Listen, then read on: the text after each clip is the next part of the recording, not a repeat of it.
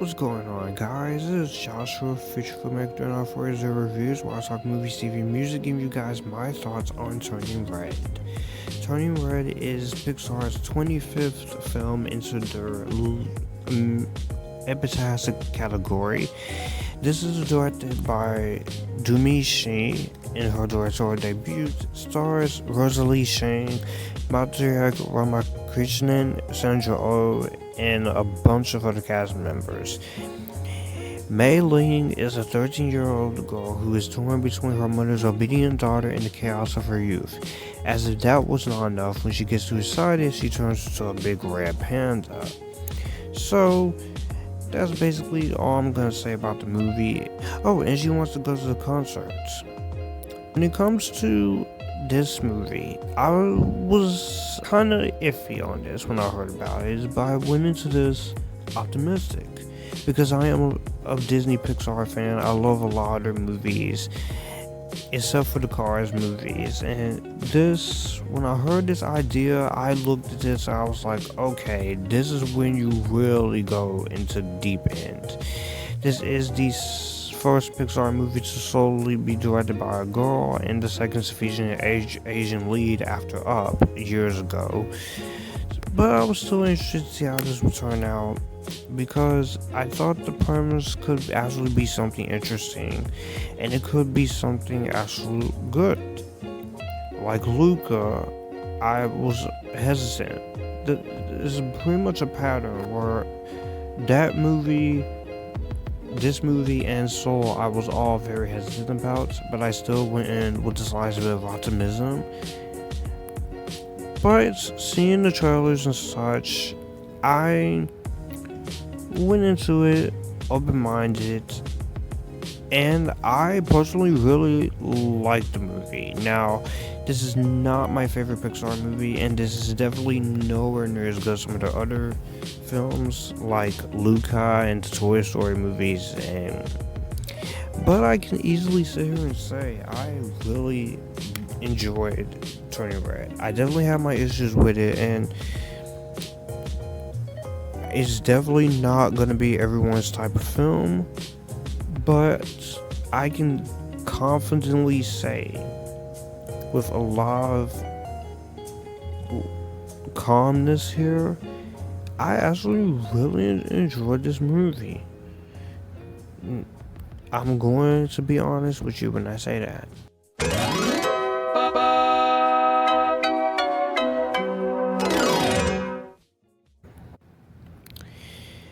The first thing I applaud Pixar for is that no matter what movie is, how good or bad, they always like to take risks, and they always like to go outside the usual. And yes, it does have some ambitious things here, like representation, and there's plenty of representation here. Some of you won't like it, some of you will accept it, but I personally really like what this movie was trying to go for. It's taking the idea of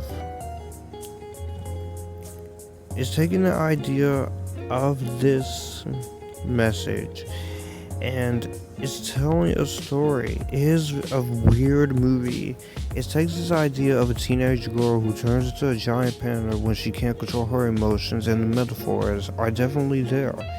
I definitely like most of these metaphors. I like the puberty that they're trying to say.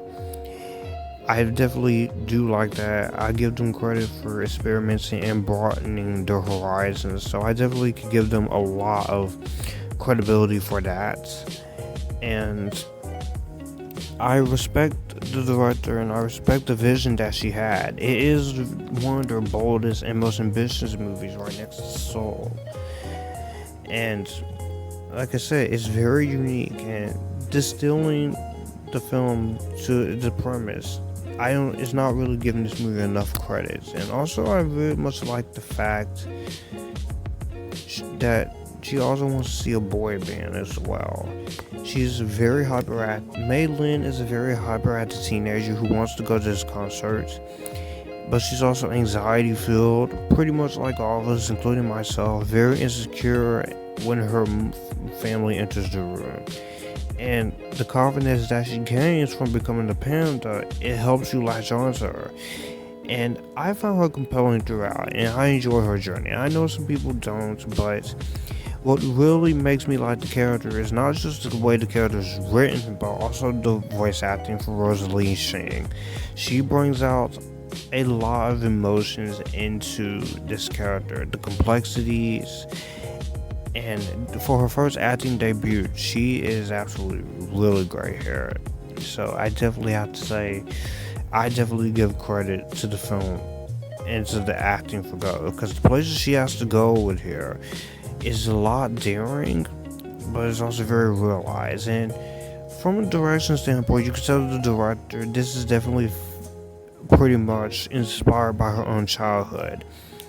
She went for it and trying to tell a story that's authentic to me personally about puberty, but also bringing in nostalgia that people will grow up in the early 2000s will enjoy. And the emotion of the film, for me, it works personally.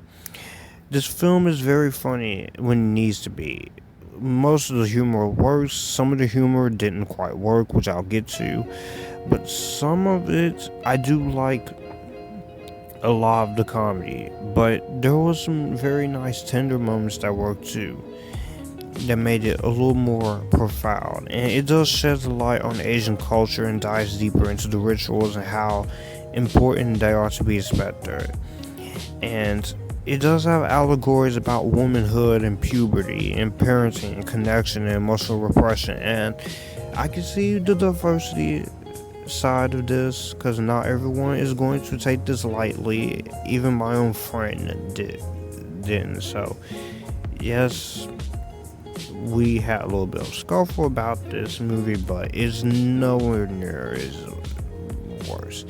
But I definitely appreciate the effort that they wanted to try, and the fact that they did do this, I was very impressed with. I also very much love the performances and the design of the panda and the realistic locations and the animation, the production. This comes right out of the early years of the 21st century in the 2000s, and I definitely see a lot of creativity there. And I'm gonna say it is a shame that this was not able to get a theatrical release, because it was made for theaters. I understand some people would have even worse problems with theaters, but this is a habit with Disney I think they need to stop. Just let Pixar let their movies release their movies in theaters, no matter how good or how bad it is. And Lightyear better stay in theaters. That's all I'm gonna say there. But also, I very much love the score by Granson. Some of the songs are written by Billie Eilish and her brother Phineas O'Connell, but I think I like the musical score, and I like a lot of the boy band stuff they went for, and I appreciated a lot of the effort that they wanted to go into. Some of the rest of the voice acting, Sandra Oh, Ava Morse, and everyone here does a very good job here. I also like the members of the Four Town boy band, which is referenced in this entire movie. So I definitely respect that effort. I was very much impressed with that, and I very much enjoyed that side of things. And like I said, the message of this movie is about growing up, so I definitely did feel that message and going through puberty. I'm not a girl, but I am a young man, and I can relate to going through puberty, especially when you're having your voice. But as far as the womanly stuff, not so much. Not so much. But I can see what the director was trying to do, and like I said, I do like a lot of the stuff they tried to do. And I love the message about living up to family expectations and puberty. And for some people, they're not going to be the target audience of this. So I could definitely see why some people are divided on it. Again, as I'm going to keep saying here. But I guess I'll was comfortable with it enough to where it didn't bother me. And Pixar is one of the better studios working against today. So no matter how bad the movie is or how frustrating you get with movies like this, they always know what to do. And this movie is not woke. I'm sick of hearing that. If I hear one more person say movies like this are woke because they're showing representation, like they did with Shang-Chi and Into the Spider-Verse, I'm seriously going to scream. And I'm seriously going to have to do a rant video about how people has overused that word. Because you people use that word so much that you don't even know the true fucking meaning of the word. Also, just even the way the movie wrapped up, I was very happy with it. Like I said, I don't think this is Disney Pixar's best. I think stuff like Luca and Kung Fu Panda stuff is better, but I can't deny that this had a charm to it and had a heart for me personally.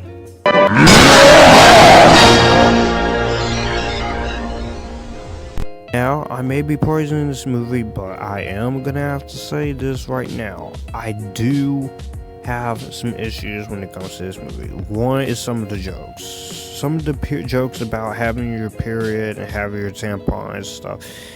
That stuff was a little bit overly played out in terms of the humor, to the point where it got a little bit too on the nose. And some of the some of the representation stuff was a little bit too on the nose, and the whole complex relationship mother-daughter, I definitely appreciated it, but there were quite a couple of times where I was just sitting there like, okay, I get it, you're making your points, and it just, but the main flaw of the movie is just those. And I did feel like we should have had a little bit more guy characters. Now, I'm not saying every movie needs guy characters. You can do a female-led movie or a female-led movie without a male character taking over the movie. Just the best way I could say is equal screen time. That would be a much better way to do it. And as I said, it did have its usual moments where I found some stuff to be a little annoying. But those are really my only few complaints when it comes to the movie. And also, I'm gonna say, I don't think this is Pixar's greatest movie. I think people are a little overhyping this up, just a teeny tiny little bit. But I can say it without confidence, I think this is a middle tier Pixar movie, which is still good, better than the Cars trilogy, I'll tell you that much. But nowhere near on the level of Luca or the Toy Story quadrilogy or such. But for that, I do have to appreciate the fact that they tried and they made an effort.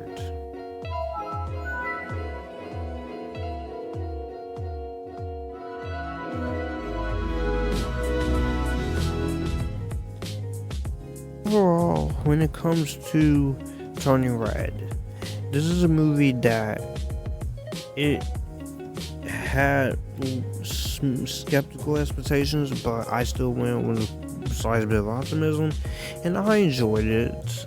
I don't think it's one of the greatest films, but I do appreciate the fact that some people are liking it, some people are hating it. While some people are gonna be harsh about it, there's some people like me who are nice about it. If you don't like the movie, fine, but to just call Pixar and Disney woke for trying to do something new, I'm sorry to say this, but you're just being unfair, you're being harsh, and you are just taking things way out of proportion when woke has absolutely nothing to do with this movie or any movie that Pixar makes or Marvel makes for that matter. All because they want to try something and broaden up their horizons. They can't stay kid friendly forever. Eventually kids are going to grow up. And this also shows what Pixar can do when you have creative control to tell original stories, just like Marvel, just like DC, that I hope we get to continue to see for many more years to come. This is a movie that should not have been as good, as entertaining as it was. And like I said, let this be the last time a Pixar movie has to skip theaters. Just stop it. I want to see let Lightyear go in theaters because people want to see that. This is a movie where, while it's not my favorite Pixar movie, while I do have some issues with it, and I think it's a little bit overpraised, I can definitely see why this movie is connecting with a lot of people. I know some people hate it, and that's fine. Would this be my best of the year? Not close, but I would put this as an honorable mention. But I will say, I would give this an Epictastic. So, those were my thoughts on Turning Red. If you've seen it on Disney Plus, please be respectful in my damn comments, because I do not feel like blocking anyone today, especially after everything that is going on when it comes to the reception of this movie and when it comes to personal things going on with me. Just be respectful. In the comment section down below, what did you guys think? Did you like this movie? Did you hate it? Or you're somewhere right in the middle? All my social media links in the description box down below. Be sure to like, comment, and share this video. Also hit the subscribe button and the notification bell to get notified when new videos are up, so that way you won't miss more TV reviews and movie reviews, stuff like this. I'm gonna do a big TV review roundup coming pretty soon, sometime during this year. Moon Knight will not be included though, nor is Miss Marvel She-Hulk, but more videos are coming. I'm finally gonna give you guys my best of 2021. It's already in the can, it's ready to be uploaded. As always, you guys keep it cool, stay epitastic, and join the Epictasticness. Bye bye.